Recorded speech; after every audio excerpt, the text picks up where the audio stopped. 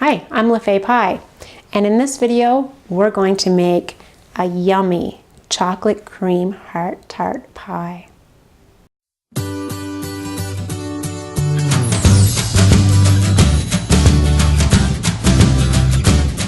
You can obviously have this any time of the year, but it's best at Valentine's Day because we're going to make this chocolate, what it really is chocolate pie, and we're going to make this in this heart-shaped tart pan. So we're going to start off with the pie crust.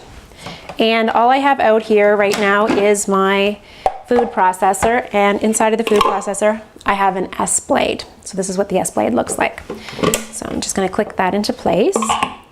And you're going to see this pie goes together really quickly. So I'm going to add my nuts, and I've got I've got 3/4 of a cup of walnuts here.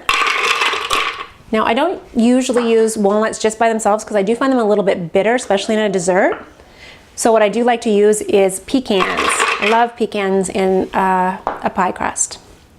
And once again, I got 3/4 of a cup. And then I've got 3/4 of a cup of hazelnuts. Hazelnuts go so good with chocolate. It's one of the reasons I love to use it. And then I've got, actually I'm going to process it a little bit more, and then I'm going to add the rest of the ingredients. So those are the bigger, thicker nuts, and I'm just going to process that.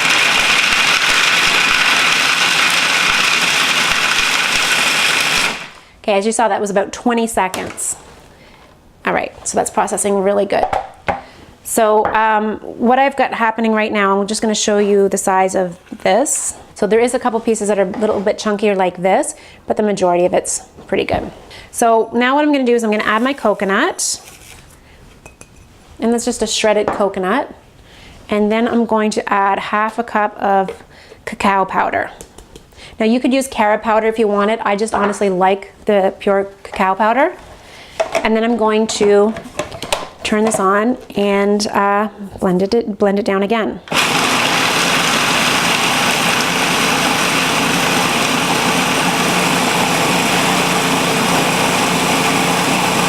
Okay, that time it was about 15 seconds, and you could hear the machine going from that really hard pulsating noise to a much softer grind. Now, I'm going to show you this again. So now what I'm going to do is I'm just going to add a pinch of salt.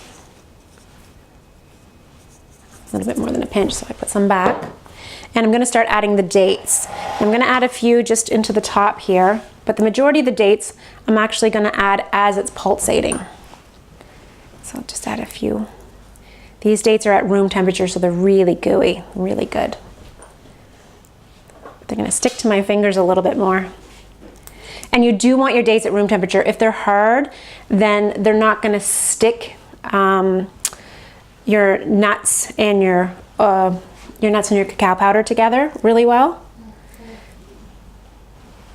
Okay, so I've got 4 of the dates in the machine, and I'm going to turn it on, and I'm going to start pulsating it, but I'm just going to keep opening these up and dropping them down into the machine. Okay, so I'm just going to check on that.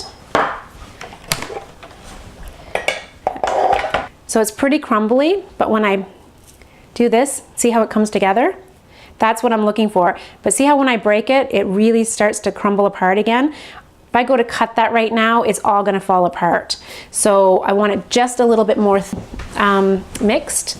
So I'm going to mix it some more, but if I mix it too much, then it's going to become more oily and too much like a peanut butter or too much like a nut butter, which we don't want. We want it at a stage where it's going to stick together and still be able to cut and hold together.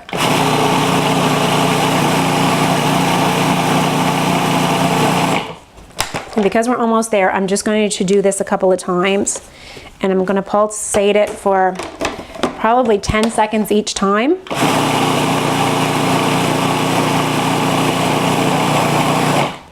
Just till I have it right, and I'm almost there.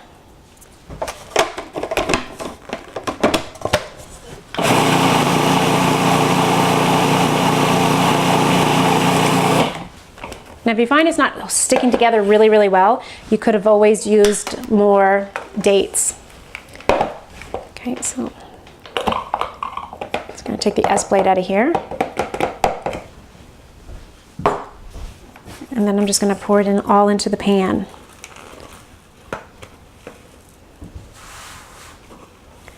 I'm going to pour it evenly into the pan.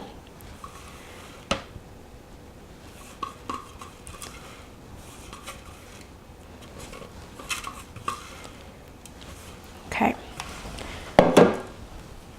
So yes, so that filled up the pan really nicely. So I'm just going to take it to the edges here. And I'm going to make sure I start to get more around the edges. Because once you start to pat it down, it's going to shrink this by more than half. So I'm just going to start in the middle and keep working my way to the sides. Make sure that I got lots out there. Okay. And then I'm just going to start turning the pan as I start pressing out there.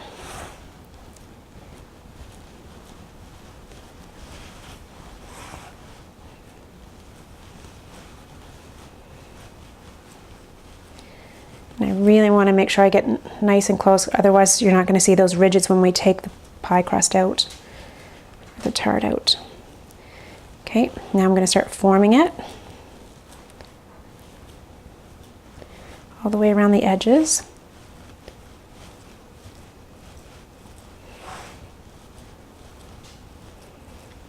See how quick this is? People think raw food takes a long time, but here we are. We're going to have a whole pie made in under 20 minutes, in the time that it takes you to get all your food prepared, make the crust, and have the pie filling done. And then you can start eating it right away. Whereas a traditional pie would take you, at least an hour, because you have to cook it as well. Even if you're really quick, it's going to take you at least an hour, if not an hour and a half. Okay, so all I'm doing is I'm making sure that everything is really solid and really pushed together. I'm just going to go around the whole thing one more time. And this way, when I cut it and cut it into pieces, they're going to stay together and be nice and formed. Okay, there we have it. Your heart-shaped pie crust. Okay, so in the next video, I'm just gonna clean up here a little bit and grab my Vitamix, and in the next video, I'll show you how to make the filling. See you in the next video.